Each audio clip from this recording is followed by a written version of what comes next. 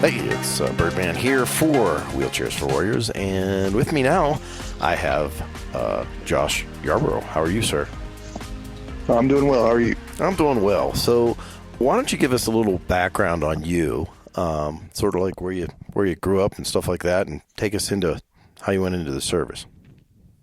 Sure. I grew up in Port Arthur, Texas, and I enlisted in the Marine Corps in 2004, right out of high school.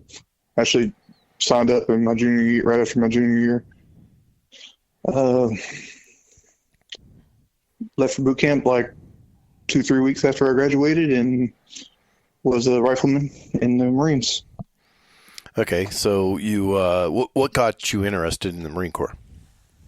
My grandpa was in the Marines, and I told him that I was going to join, and he said, "Oh, no."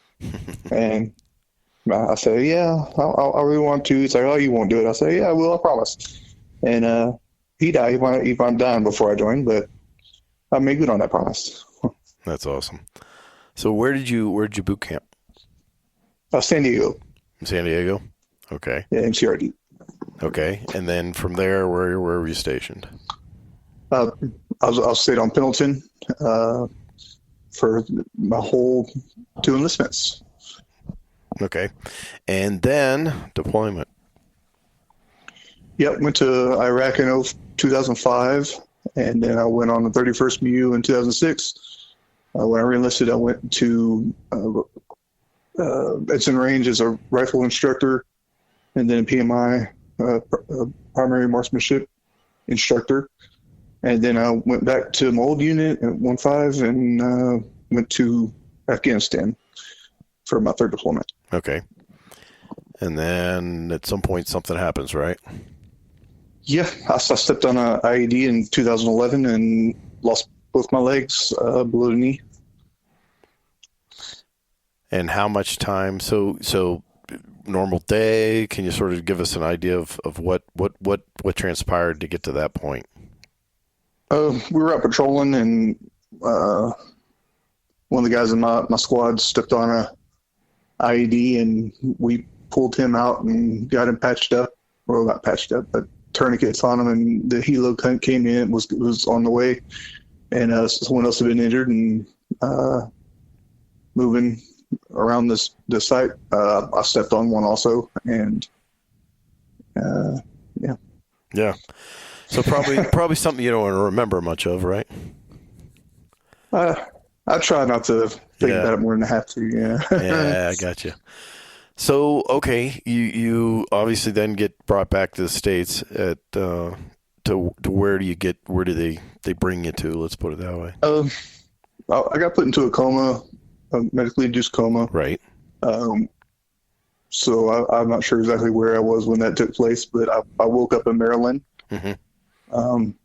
And then after 8 or 10 weeks, I guess, I got moved to San Antonio, Texas, and started my rehabilitation there.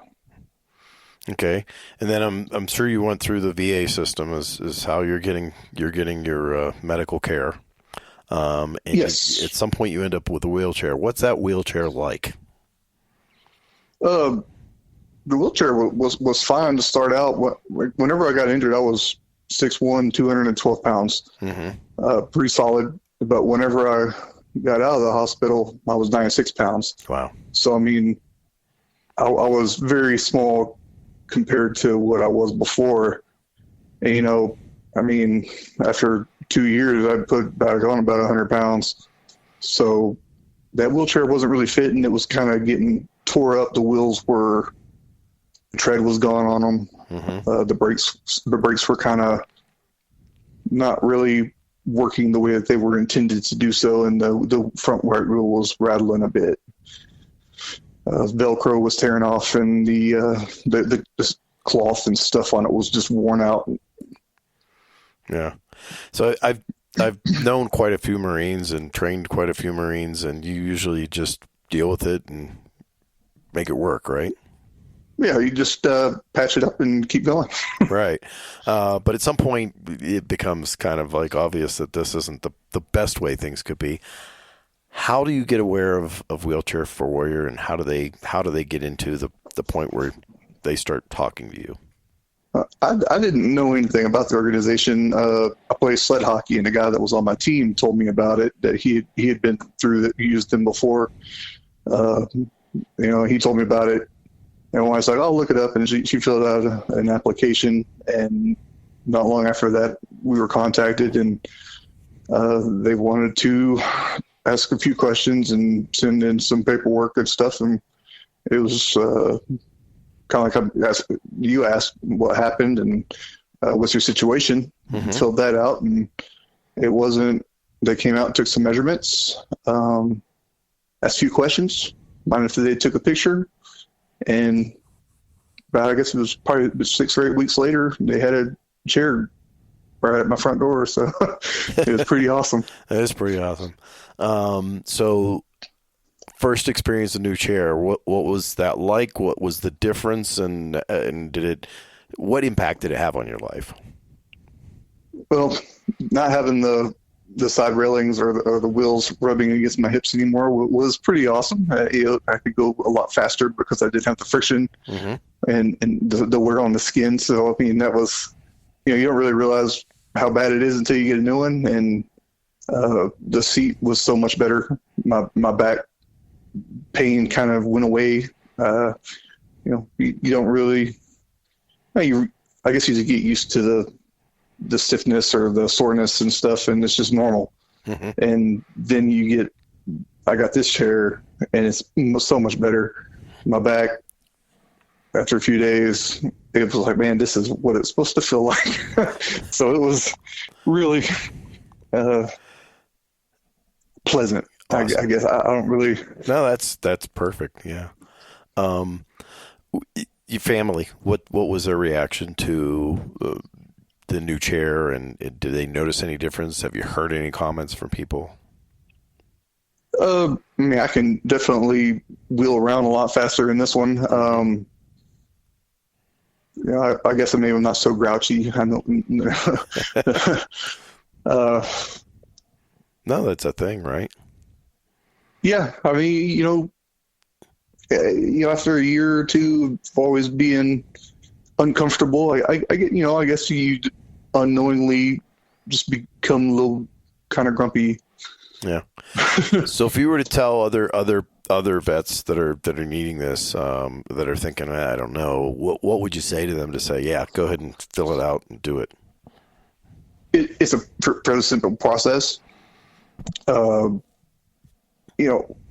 think one of the problems was, well, probably a lot of veterans like me, I don't like asking people for things. Mm-hmm. And there's a bunch of organizations out there that, my friends tell me about and stuff. It's like, I don't really need that, or I don't want, somebody else needs it more than I do, this, that, the other, whatever the reason may be. It's not weakness using these people, or asking them for their services. They want to help people that are in your situation. So don't be, nervous about going and asking, and you meet some nice people along the way. And, that would be my main thing is don't be so nervous about asking for help or, feel like you're an inconvenience to people, because that's what they're there to help us. So if you need the help, don't be too proud to ask for it. Yeah, for me, I got to tell you, I didn't know that wheelchairs, first of all, could be that specialized. And it seems that everybody has, not all injuries are the same, even though they look like, if it's an amputee or something like that, it's obviously, okay, they lost a leg or they lost both legs. But even if somebody is a double amputee, there's still, the chair's different from person to person to person.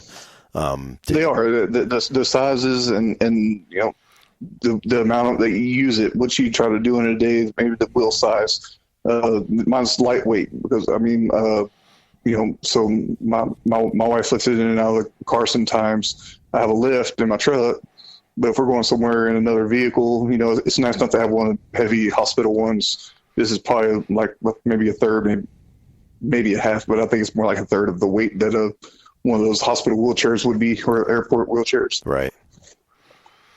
Awesome. And what would you say to people that are donating their time and then also donating their money to Wheelchairs for Warriors? Thank you. That would be the first thing that I would say. It's appreciated. And, people ask me all the time about different organizations that they should donate to, and that, which ones do you feel they're actually helping people? And, this is definitely one of the organizations that I mention whenever people ask me that. Awesome. Anything else that you want people to know?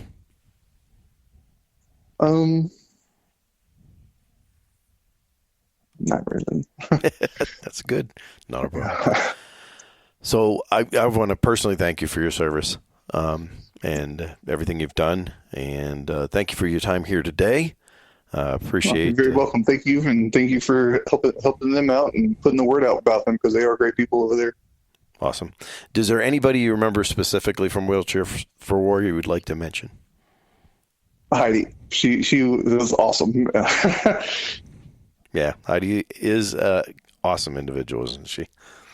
Yes.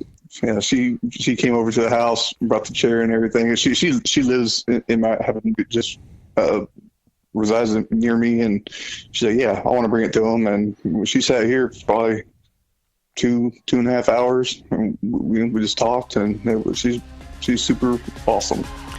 Yeah. Well, thank you very much, Mr. Yarbrough. We appreciate you, and hope your travels are well. Thank you very much.